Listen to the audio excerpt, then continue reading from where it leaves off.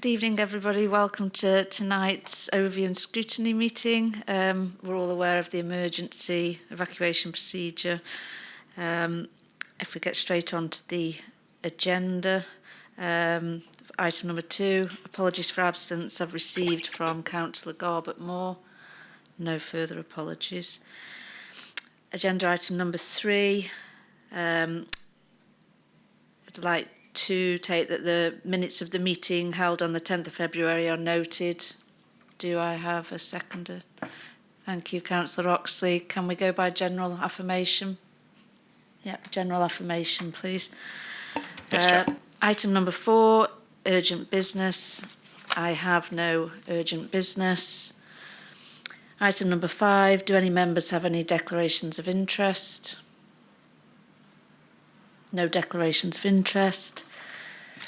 Moving on to agenda item number 6, and I believe, are we moving to you, Anton? Yes, you are. Good evening. Okay, Can good I just evening. check you can hear me? Yes, loud and clear. Good, thank you. So this is the SITFA Financial Management Code, which we will now bring to you annually. It's the second time you've seen this as a committee. So it's still relatively new. The reason behind it is set out in the covering report, which was SITFA had some concerns about the financial sustainability of some local authorities. Northamptonshire, for example, actually went bust. We're not in that position, I'm very pleased to say. However, we do need to go through the SITFA Financial Management Code. It is a useful tool. It's really part of our risk management for finance and resources, and it does feed into the annual governance statement. So set out there in the appendix, there are a number of principles which we are measured against. It's a self-assessment, and this is my self-assessment of it. However, I should say that external audit will also assess my assessment, and indeed internal audit are currently undertaking a review which I asked for. This was this is only the second time we've done it, and I was keen to get some assurance from internal audit that what I was doing was right in the context of other authorities too. So I just want to highlight, I'm not going to go through it in any great detail, but I just want to highlight a few things. You'll see that overall, I believe that we meet the standards. Many areas are green. There are some areas that are amber as per last year. So, for example, on number A, or letter A rather, on value for money, I believe that we're close to green, but I'm waiting until we've got that year-end value for money review from external audit, which I'm hoping will just clinch that. Just some other highlights to mention, I think, on section B, you will note and you will be aware that that you will continue to receive financial support from me right until the end. So that was something that was in doubt this time last year, but that has been confirmed. In terms of governance and internal control and C, I think the reason there I'm not giving us full marks is simply because I think if you've heard from Connor and from Veritao and from ourselves indeed that the COVID pandemic has meant that quite a bit of the work that internal audit were doing was, I suppose, diverted onto other things. So again, I'm just reticent about giving that 100%, but I do think we're doing well on that. On E, just highlight that we do have better budget management within the council, and I think COVID has shown that. COVID has caused a lot of complications in terms of our budget and knowing exactly where we were, but I think we dealt with it very well, and that was recognised by external audit last year as well. And indeed, you can continue to see that we are responding to questions around LGR, getting our budgets ready for the new authority, and the ease in which we're able to do that, I think, is testament to the improvements we put in place on budget management. On G, I mentioned the quarterly budget monitoring reports that we do. We'll continue to do that. That will be for this council and indeed for those who are responsible for putting the budget for the new council together. So I think that becomes even more important. On our financial strategy, I believe that we had good engagement this year from members. You'll remember that we had those council plan workshops which fed into the budget process one way or the other. So I think that was an improvement.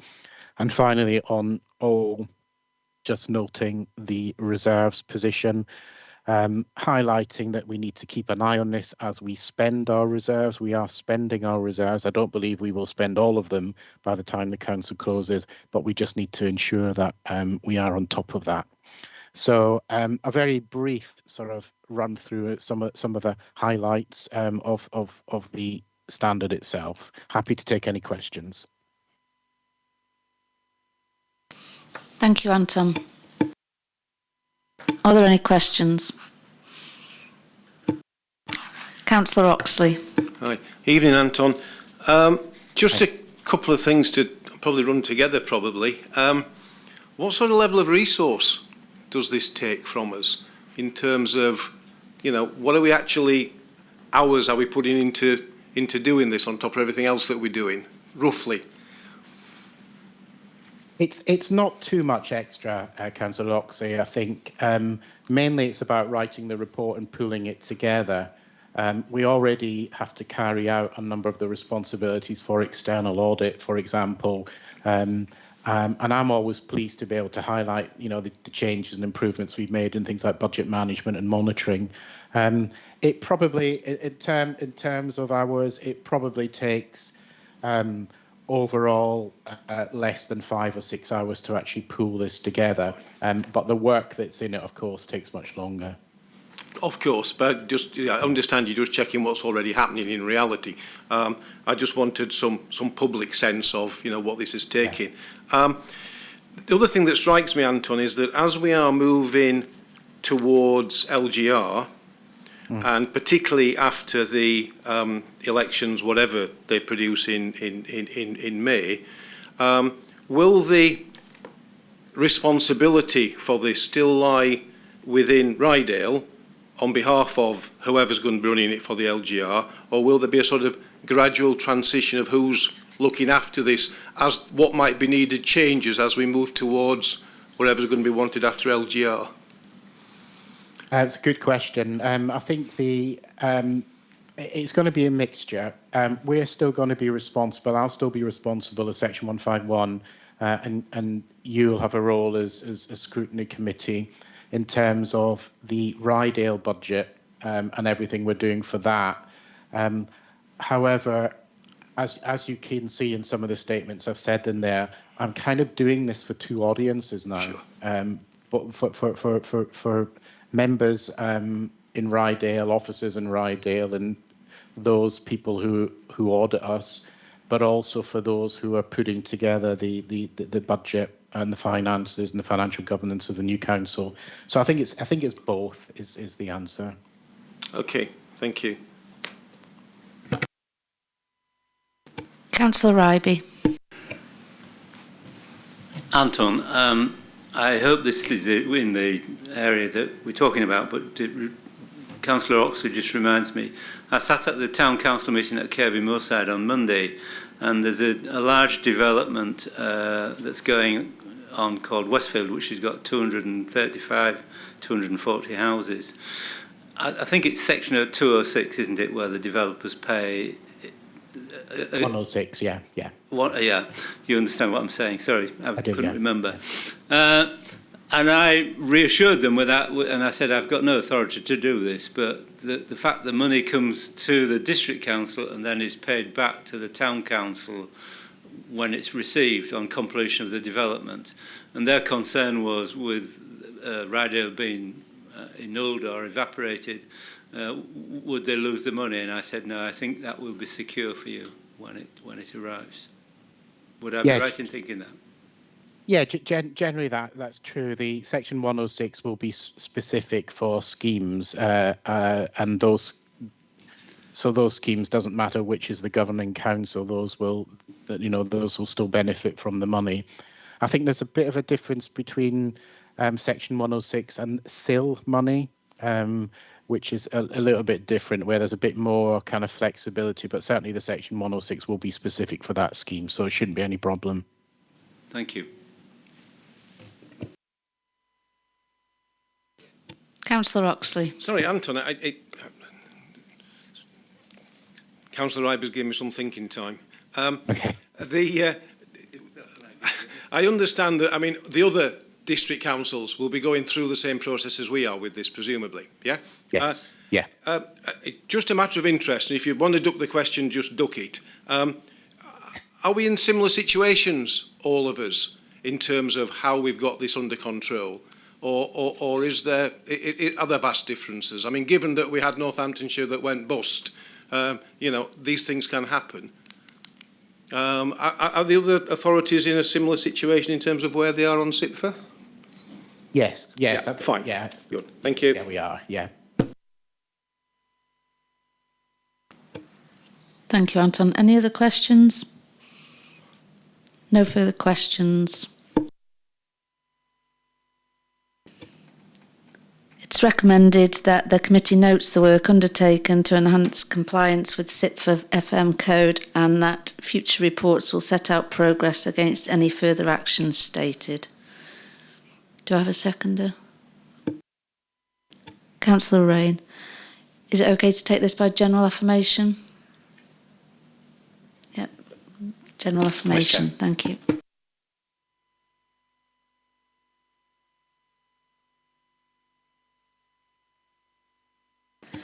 Moving on to agenda item number 7, which is the risk management update. And I'm not sure who that's going to. That'll be Elizabeth. Okay, Elizabeth, thanks.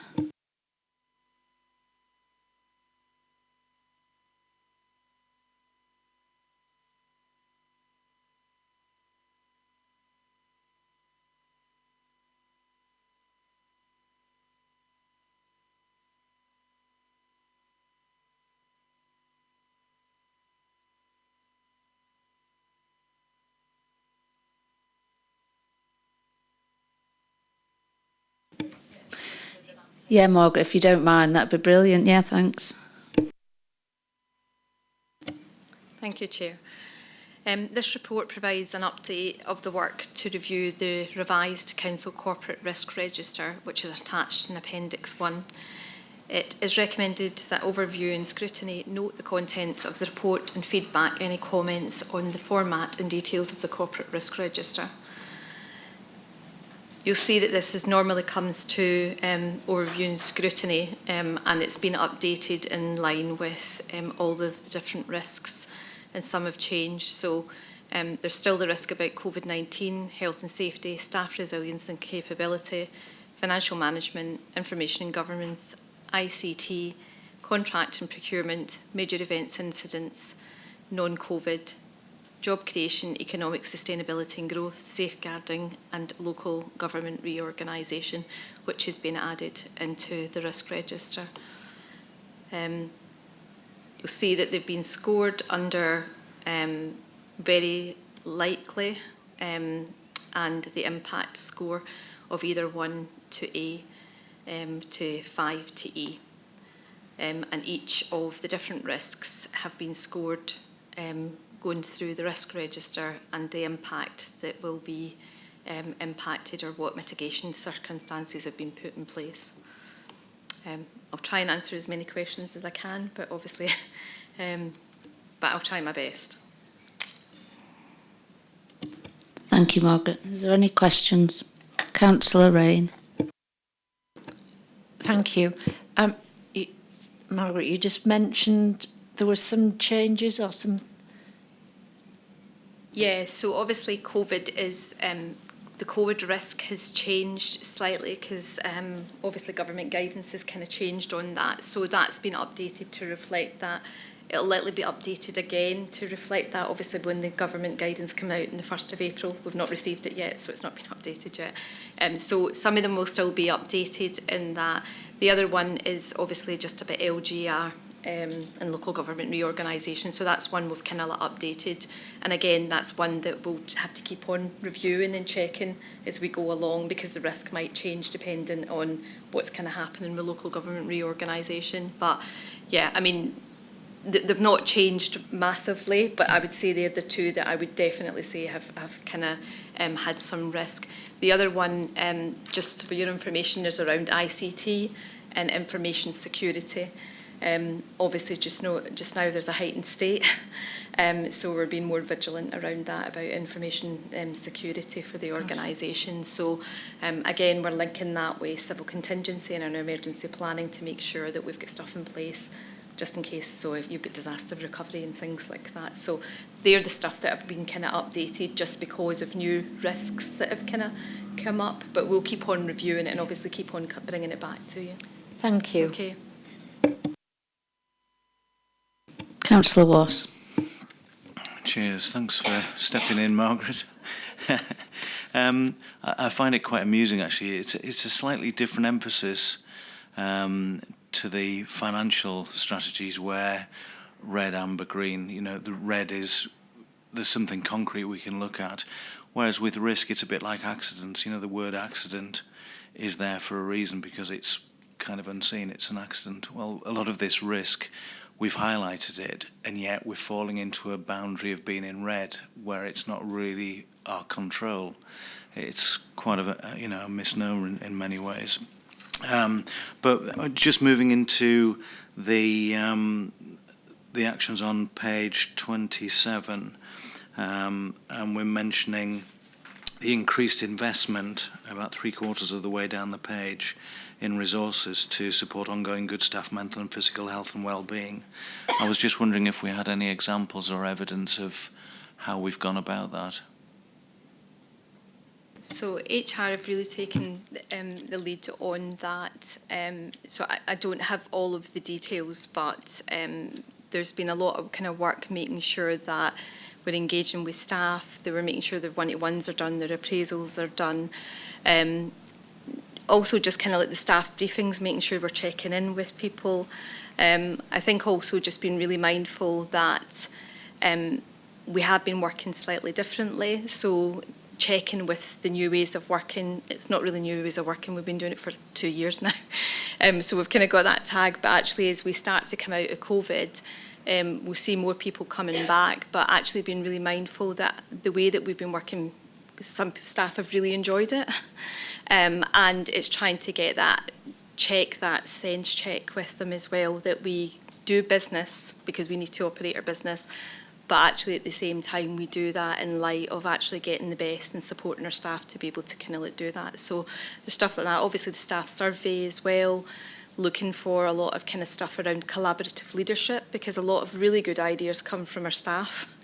They're on the ground, so really listening to what they're saying rather than... So just now we've done new ways of working. However, we recognise some people are going to be coming back. It's working... Maybe people might want things to look differently in the offices. Taking time to kind of also have time with staff where it's not a meeting as such, around, you know, a tea and a cake kind of thing, just kind of catching up with them. I think also one of the things that's been quite interesting is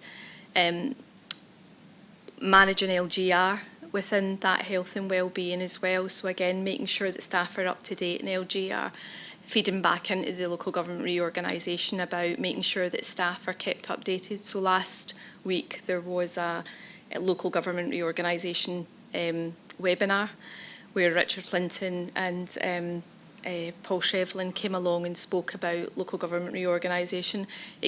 It was for all the districts in North Yorkshire, so it's allowing people to come together to ask their questions openly, managing anxieties. Quite a few people are quite excited about it as well. So, you know, seeing that people are excited about it and they see that there's opportunities. So being able to kind of like share that definitely, I think is really, really important. So there's a whole load of things, Councillor Wass, that are kind of going on. I mean, I could go on and on. Marie has got more insight to all of the stuff that we're doing, but I would say that all in all, I think our staff are hopefully in a good place. I think they are in a good place. The feedback I've had from my managers and things like that, and I think the sunshine always helps as well, doesn't it? But also, just as you say, managing capacity, making sure that we're doing our service plans just now, our performance management, but being mindful that people also have local government reorganisation, so it is additional workload, so we do have to keep on checking in with them. Okay. Yeah, lovely, thank you. I'm glad you mentioned about coming back to work, because I've had a little bit of contact with people who have been here most of the time.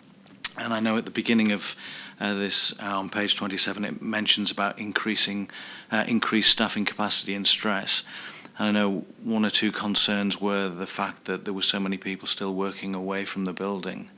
And obviously, 80% of communications body language, and you can miss a lot. And like you say, the anxiety with the LGR reforms going on, people want more contact. And I know it's been mooted by certain councillors at full council, that we maybe need people more back on, terra firma here. So I'm pleased to hear that in that respect. Do you know if there's a plan to get everybody back by a certain time, or how that will work? So, yeah, obviously we're waiting for government guidance from the 1st of April, so we had hoped that would have been out with us. Public Health have also said that they had hoped it would have been out by now, but we haven't got it as yet. But we are hoping, so each service manager has had that discussion with their service about how things are working for them and how they need things to work for the future. So obviously we do need, a lot of my housing services, customer service, revenues and benefits teams and waste and services, they've been here, you're quite right, throughout the whole thing. It's been in a rota. So they might extend that rota, but I don't think any of the managers see all of their staff coming in full-time all of the time, because that's not what the staff want and it's not what the services need.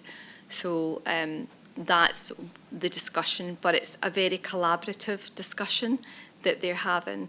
And I think there's you said it yourself, there's individual cases where people, for their own mental health and well-being, want to be back in that environment, and we should make that happen. So we are hoping that more people will come back from the 1st of April. We're having the discussions. I'd like to have the guidance first to make sure that all of the health and safety regulations are in place for that. Unfortunately, we don't have that. So you'll likely see in the next, I would say from the 1st of April, right the way through, you'll start to see different people. People are starting to come back into the office. Economic Development were in today having their team meeting, and they're coming in once a week. So different services are coming in and doing different things. So, yeah. Okay. Thank you. Can I just ask one more question? It's page 28, another red area, like the risk area, where you mention, or it is mentioned, we're buying inconsistency across the council. And I'm just concerned because I know we've got more robust methods of data collection and analysis going on right across the board, and we've been praised in certain areas because of this. But I noticed there it says inadequate recording, lack of proactive actions, weak action planning, lack of support capacity. I'm just wondering if you could give me an explanation as to why that's occurred, if everything is or has been moving in the right direction. I think that I would say that I wouldn't say that it's no. I think in that part of it, are you talking about the consequences or the proactive controls part of it? Yeah, that's right. Yeah. So the consequences would be if we didn't have these things in place, this is what would happen. So there would be a reputational risk. There would be impact on that. Obviously, we have to make sure that the health and safety policy and the action plan is being implemented. And we do have to regularly check that's happening within services, because obviously services undertake the risk assessments. So we have to make sure that's happening. We've now kind of built in kind of reviews on that, so it kind of links with the service planning. However, what I would say is that people get busy.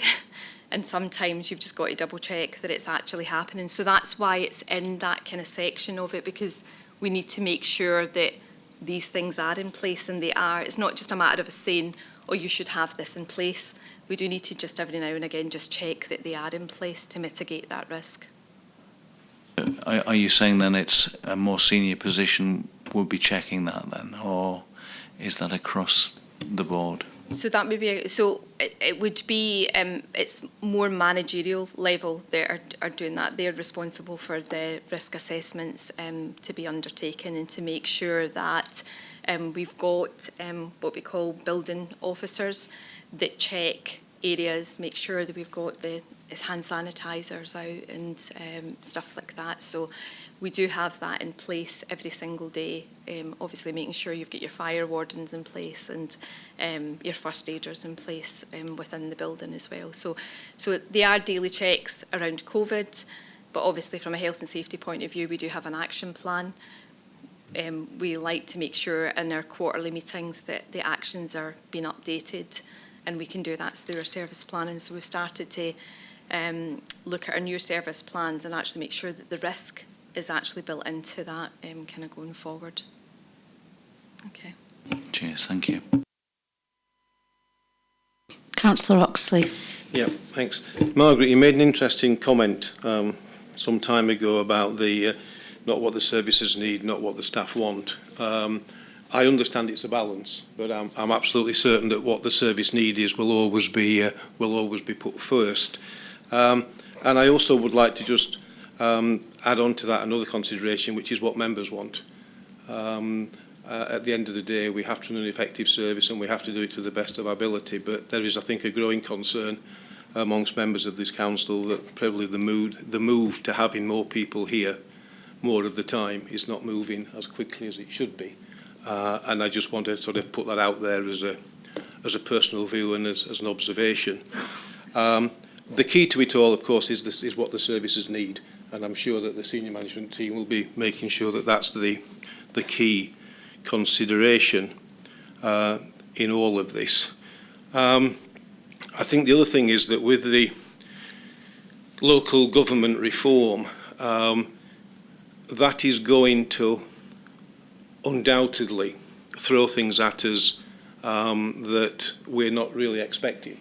And I understand there are constant updates of the work streams, there are constant meetings about how the work streams are going. But I think one thing that as a member of this committee I would ask is that as local government reform progresses, as the work streams continue, if there are somebody looks down the road and says that is going to be a problem, I'm sure you'll flag it at each other, but can it certainly be flagged through the appropriate structures in the council to make sure that members are aware if there are any concerns coming. I worry particularly about resource and the cost of resource, because where we are, to me, it only wants one fairly, significant issue to come up that needs a lot of resource thrown into it, and we could be caught with our trousers down in terms of what we can afford and can't afford. So they're observations, I think, more than anything else. Can I come back? My apologies for it wasn't meant to be an omission of elected members. I'm sorry, I just take that as a read when I'm speaking, that actually it's a democratic review. So my apologies, Councillor Oxley, if it came across that elected members are not being considered. I take that into view for that. So that's my omission, and I apologise for that. That's not what I meant by that, so I apologise for that. You're quite right about resources. It's one of the things that's been flagged around capacity around local government organisation as we start to do, because we've obviously got our business as usual that we have to deliver for Rydale, and that's our first priority. Local government organisation is obviously very key to that, but you're right about the capacity of staff, putting more pressure on them to be part of that.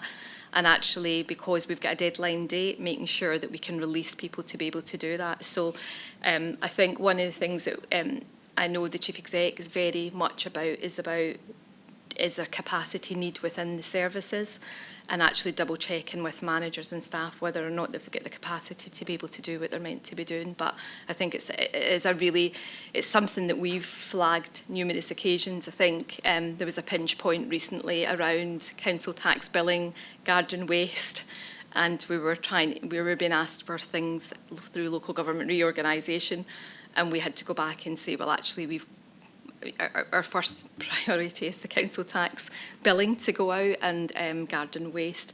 So it's that negotiation, isn't it, really? But yeah, I totally take your point. I think it's a really valid point, and one that I'm sure the Chief Exec will make sure that everybody's kept up to date on that. But I will highlight it to her.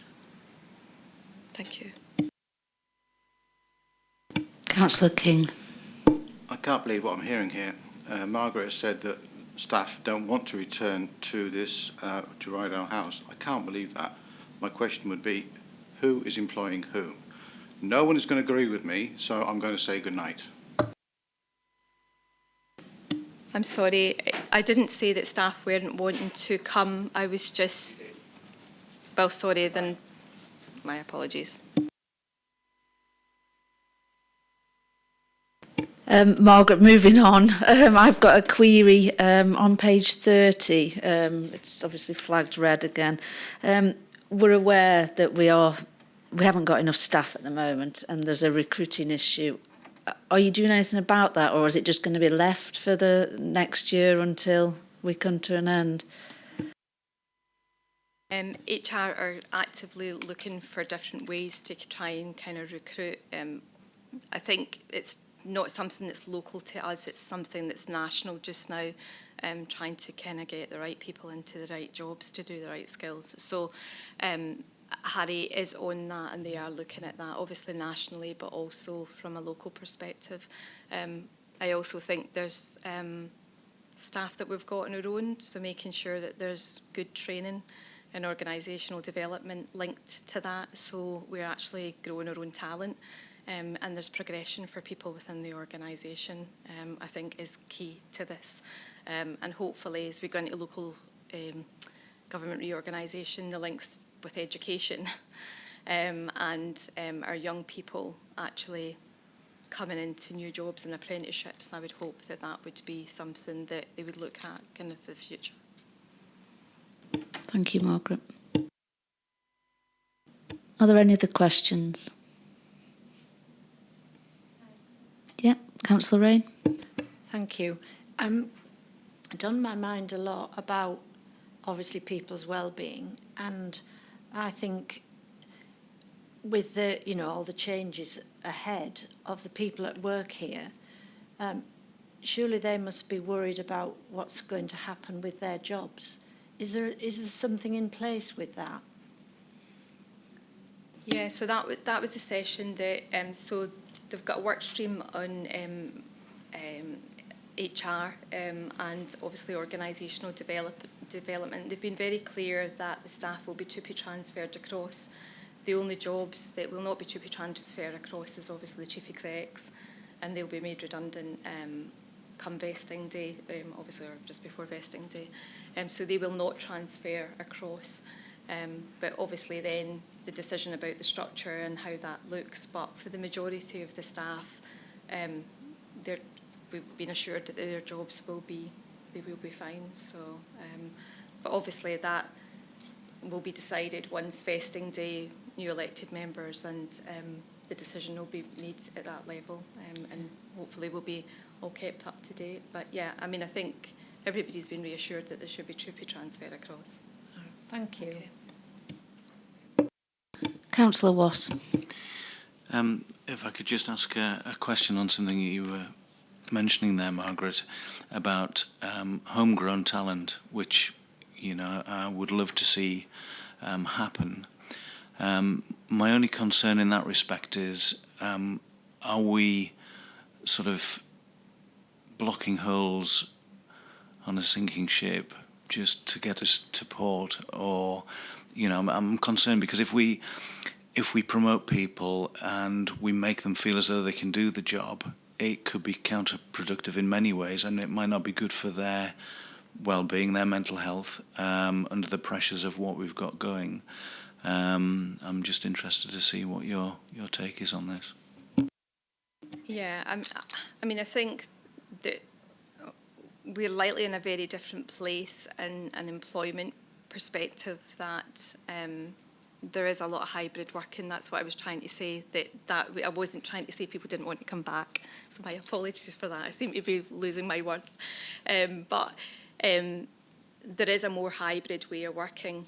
From my perspective, that does allow you to get talent or the people for the right jobs in the right place, because you've got an element of flexibility that maybe wasn't there before.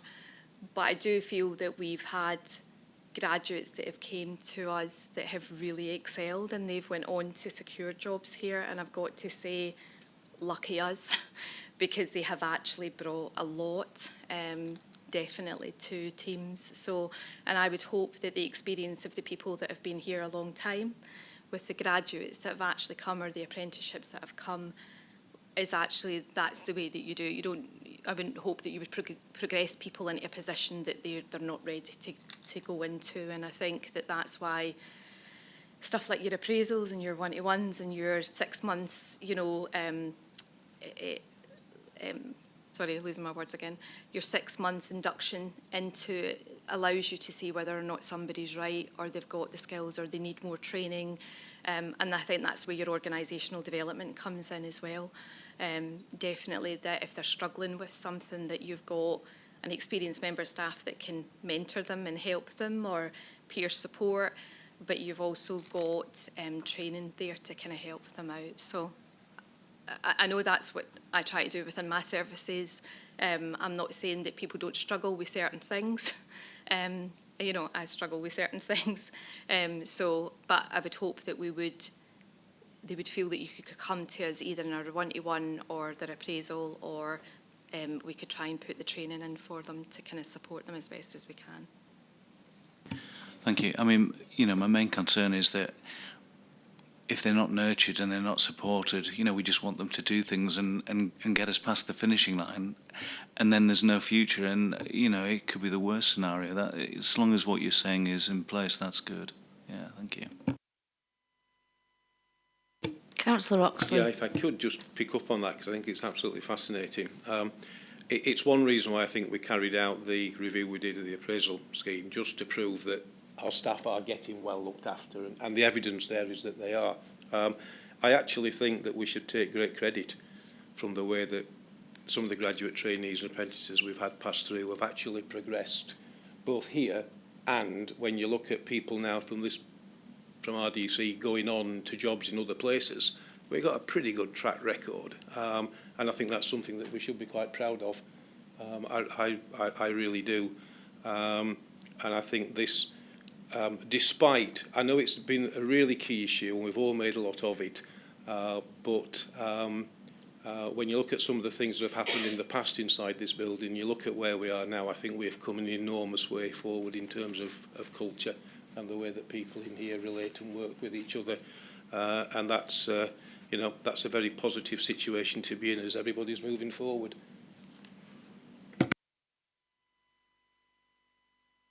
Are there any other questions? No. Thank you, Margaret, for stepping in there. Thanks. It's recommended that the committee notes the contents of the report. Yep. And can we take general affirmation for that? Yep, general affirmation. Thank you. Chair.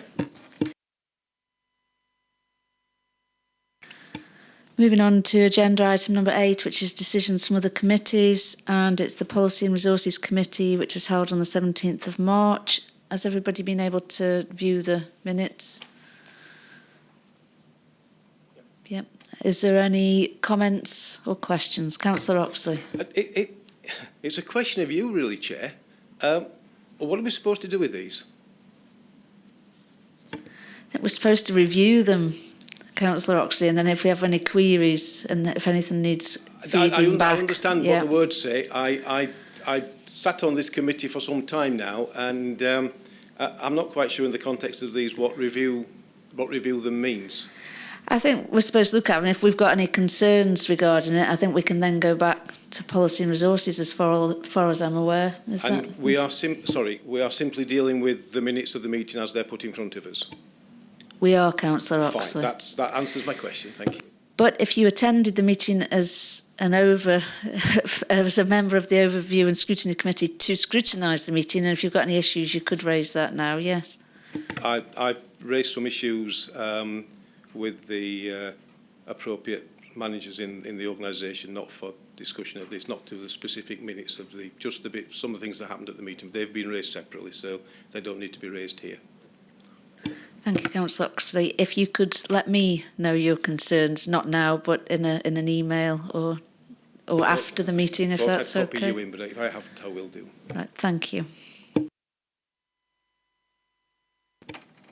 Can the minutes be noted for general affirmation? Yes, Chair. Moving on to agenda item number 9, which is the ONS forward plan. Margaret, is that over to you? Yeah, so this is just the forward plan for the upcoming meeting on the 21st of April. So the papers that are coming are the Standards Complaints and Annual Report, Progress and the Equalities Action Plan. I've spoke to Councillor Middleton about that, and that will be moving to the next Overview and Scrutiny meeting. Draft Annual Governance Statement, the Auditor's Annual Report, the third Internal Audit and Counter Fraud Progress, and Internal Audit and Counter Fraud Governance Plans, and the Safer Rydale and Rydale Community Safety Action Plan will be coming to the next meeting. Thank you, Margaret.